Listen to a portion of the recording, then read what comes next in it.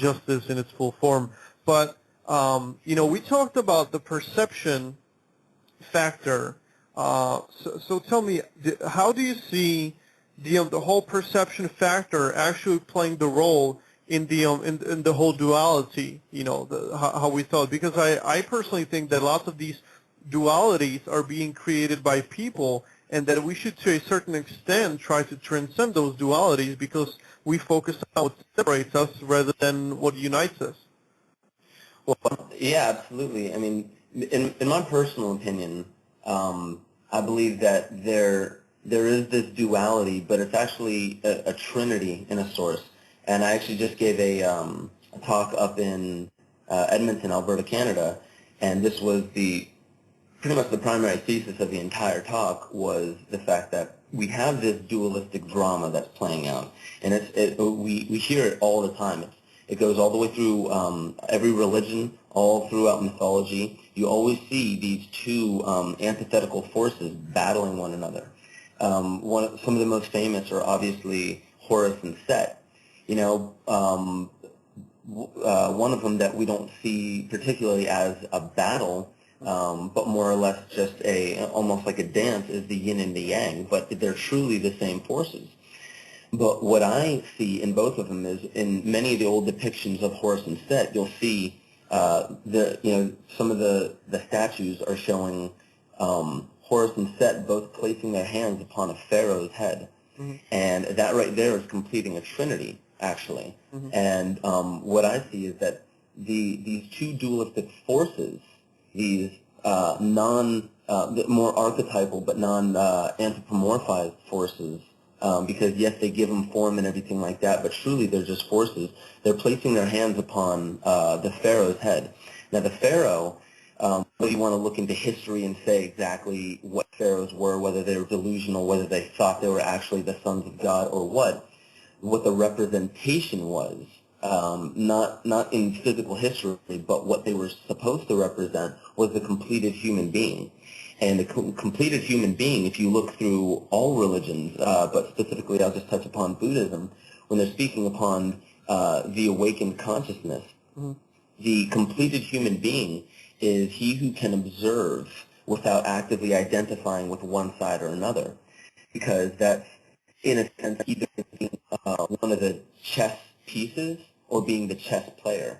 Now, the completed human being is the chess player. The completed human being understands that there is this drama between the black chess pieces and the white chess pieces. The player understands that it is just a drama that is playing itself out in real life, such as what Shakespeare said, all the world's a stage. However, who has, instead of observing the world for what it truly is, they identify and they say, well, I'm going to either be on this side or I'm going to be on that side. I either want to be one of the black pieces or one of the white pieces. And so they identify with one side. So from that perspective, they can't truly see that this is a drama that is never going to be complete, because I think it was even Alan Watts said this, if you were to annihilate your enemy, there would be no you. Without one side of the dualism, you would not have the other side. So this, within this dichotomy, you can either say good and evil, or positive and negative in an electromagnetic sense. But without the positive, you wouldn't have the negative. Without the negative, you wouldn't have the positive. And there is one third force in this, and that's the equilibrating force. And that's what truly puts it in perspective, and I believe that's the third part of the Trinity. And we see Trinities throughout Ter Chokmah Binah, the Tree of Life. We have Brahma, Vishnu, Shiva, Father, Son, and the Holy Spirit. And all of these third forces within the Trinity, it's the observer. It's the completed, the consciousness, in a sense. So the reason why my work gets so deeply into the consciousness, when I have so many people saying, you're focusing on the wrong thing, we need to take physical action. We need to get out there and stop these individuals, such as the elite, who are carrying out some of these really insidious agendas, or we need to stop the military-industrial complex from building up all technology that can one day enslave the human race or annihilate the human race. We need to stop Monsanto. We need to stop all these individuals. Well, what I try and do, at least in my work, since there's millions of individuals out there speaking out on Monsanto. There's millions of individuals speaking out on 9/11, speaking out on the elite, speaking out on the Rothschilds and the Rockefellers. And I just figured, why would what am I truly going to contribute if I keep regurgitating the same over and over again? So if any of the listeners or anybody who in the future hears what I'm saying about my work in general, if you do want to be identified with one side or the other, then don't listen to what I have to say. You know, I try not to force my opinion on everybody. I'm here if people want to listen. These are just my perspectives, just my opinions. But if you don't like it, then go ahead. Listen to other individuals who are spouting all of this information about, you know, we need to stop these individuals or we need to hold these individuals accountable. That's fine. And that's not right or wrong. That's your opinion. That's your drive, and that's your path to follow. But I got tired of regurgitating the same information that's rampant throughout the internet, throughout books, throughout lectures, throughout audiobooks, and I just really got tired of regurgitating all that information. So what I try and do is look at, you know, what can I do? What kind of perspective can I give that is a deeper look, like a much deeper look at all these problems that plague humanity? And what I found is that they all exist within us. And in many ways, as you were saying with the duality, we create these dualities. We just through existence. Existence implies that there has to be this trinity. There has to be negative and positive. And I'm talking on a scientific level. There would be absolutely nothing in existence if there wasn't the negative, the positive, and the equilibrating forces of nature. I mean, this is how anything ever moves, changes, takes a different form, grows, is born, dies. It all has to do with these three forces in nature. And this isn't, you know, hypothetical. This isn't the poetic or philosophical. This is science, too. Science confirms this. So it's, to me, I believe it's delusional not to recognize these forces. You would have to really have a narrow scope on how things happen in this world not to realize that these forces are imperative. So instead of battling the one side, instead of battling one side or another and becoming so identified with it, to me, I try to take a huge step back and actually look at it for what it truly is. Because what I've found is that all the degradations of freedom, all of the problems with not being able to liberate ourselves from any form of tyranny or slavery, they all come from within. Every single one of them comes from within the hearts and minds of every individual around this world. And I don't believe that it necessarily has to do with the dualism itself. I don't believe that it has to do with the left or the right, the good or the bad, the good or the evil, the negative or the positive, the masculine or the feminine. I don't believe it has to do with those two particular sides. It has to do with the fact that we're forgetting about that third force. We're forgetting how to simply observe, and that's why my last project is the Hanged Man project. And the Hanged Man, just to quickly explain why I chose the name for that, the Hanged Man in the tarot deck hangs upside down, so he's suspended, viewing the world, just observing. He's not taking an active role. He's just observing the world, but he's observing it exactly opposite of the way he normally, or the way that he was familiar with. So he's observing it, everything upside down, just to see, wait a minute, maybe I could take a step in their shoes. Maybe I can take a step inside the shoes of the enemy, or what I perceive as being the enemy, and see what's really going on. Because, I mean, you hear about this all the time. It's the grass is greener complex. It's the, you know, you wouldn't say that if you could walk a mile in my shoes complex. It's a thing where if you were to truly see the battle for what it is from an outside perspective, you would have leaps and bounds more understanding and comprehension about how this duality and this dichotomy actually came to be. And that's what the Hanged Man is doing. And he has coins that fell from his pocket to the earth because he's hanging upside down. And that represents the value that he used to place on everything. All of that value falls away from him. And he's just simply suspended, viewing the world completely opposite from how he's familiar, and completely comfortable just being the observer. And that's not something that I say we need to do right now and we need to do forever, because again, this is my personal perspective.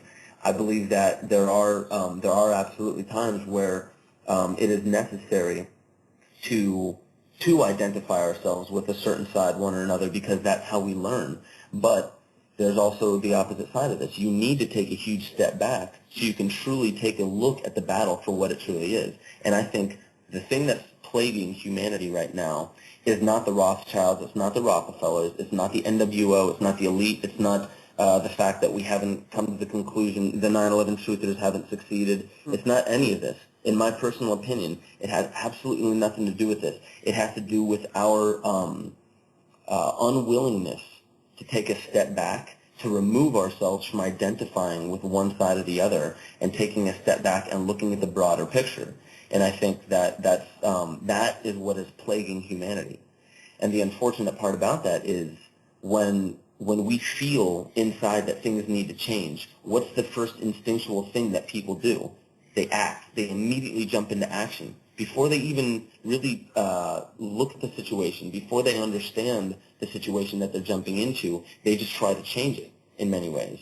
And that's a blanket statement, but I believe that's true of most people. They immediately jump into action without even understanding what they're jumping into, and that is how we become so identified with these things. So right now, when you hear people that are so wrapped up in the political game, some people are so wrapped up in just the environmental game, and those who are destroying the environment. We need to stop the people who are destroying the environment.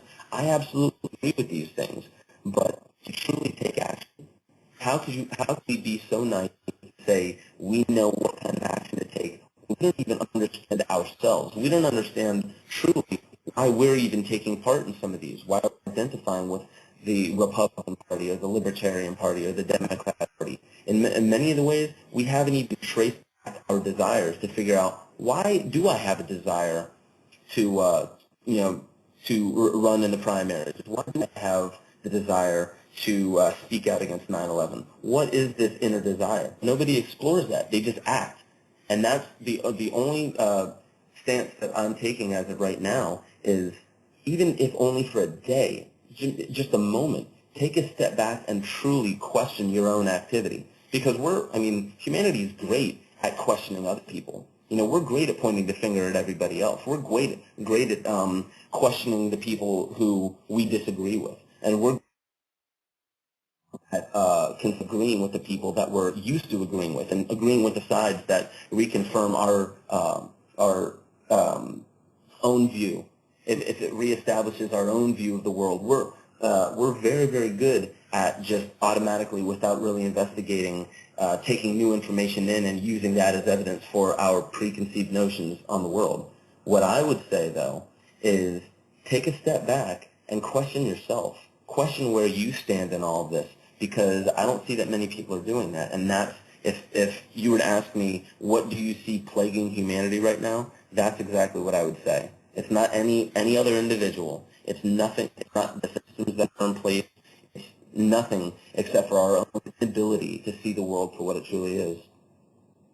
I certainly agree with that, because the whole world is basically a reflection of our own inner self, and even of the actions that we take based upon what we do have inside of us. And the problem of questioning ourselves enough, and the one of the more sad and maybe sour, funny things that I see personally is that we have so many groups that claim to be awakened, or whatever label we want to use for that specific part of humanity, that knows, that the systems and the everyday life that we have is, that there's a lot more to it. But we have lots of these groups that, they claim to know the truth, but as soon as you present something which actually makes them question themselves, they get defensive, and they just get stuck. So I 100% agree that we do need to question ourselves